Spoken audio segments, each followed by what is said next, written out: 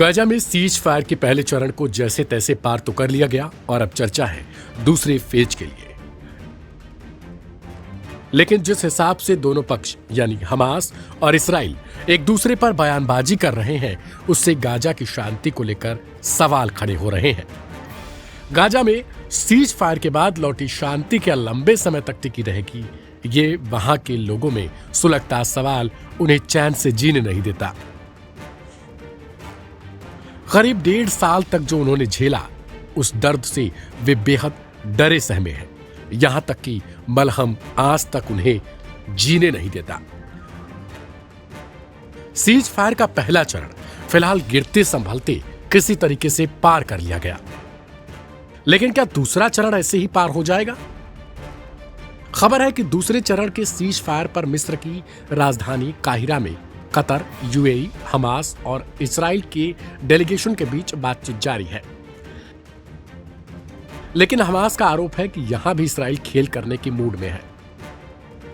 इस्राइली सरकार के हवाले से मिली रिपोर्ट्स बताती हैं कि हमास की कैद में अभी भी 59 इस्राइली बंधक मौजूद हैं।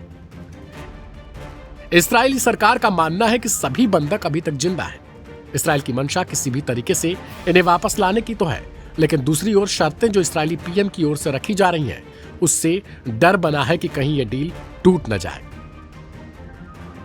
दरअसल इस्राइल की ओर से मांग है कि हमास के मिलिट्री पावर को ही खत्म कर दिया जाए, यानी जो सेना हमास ने खड़ी की है उसे नष्ट कर दिया जाए। लेकिन हमास इस बात के लिए कतई राजी नहीं होगा।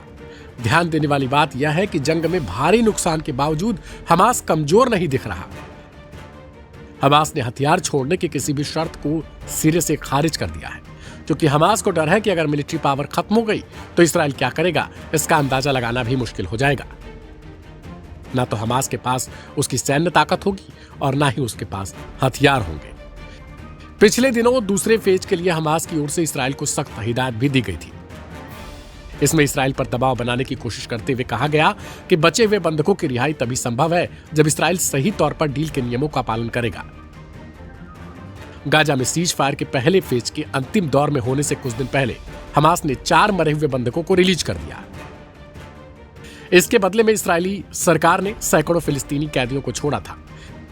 एक इस्राइली सुरक्षा अधिकारी ने इस बात की पुष्टि करते हुए कहा था कि हमास ने लाशों को रेड क्रॉस को सौंपा था। गौरतलब है कि हमास ने पिछले दिनों 4 बंधकों की रिहाई की जो मृतक अवस्था में थे।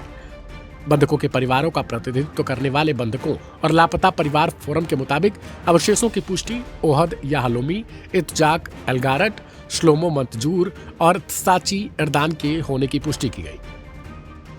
अंतिम दौर में हमास ने 4 शवों को इस्राइल को सौंपा, लेकिन अब अगले फेज के लिए भी अब बयानबाजी जारी है, जो कि पहले फेज के डील के लिए यह इस तरह का अंतिम आदान प्रदान किया गया था, जिसके लिए दोनों पक्ष इस सप्ताह के अंत में समाप्त होने वाले संघर्ष विराम के हिस्से के रूप में सहमत हो गए थे।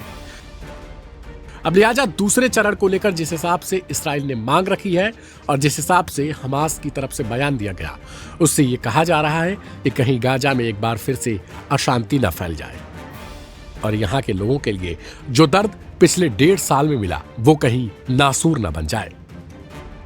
इस रिपोर्ट को लेकर आपकी अपनी प्रतिक्रिया क्या है, उसे कमेंट बॉक्स में लिखें। इस खबर को दूसरों के साथ शेयर करें और उनसे भी उनकी राय लें। इस रिपोर्ट में इतना ही। तमाम अपडेट्स के लिए सब्सक्राइब करें लाइव हिंदुस्तान।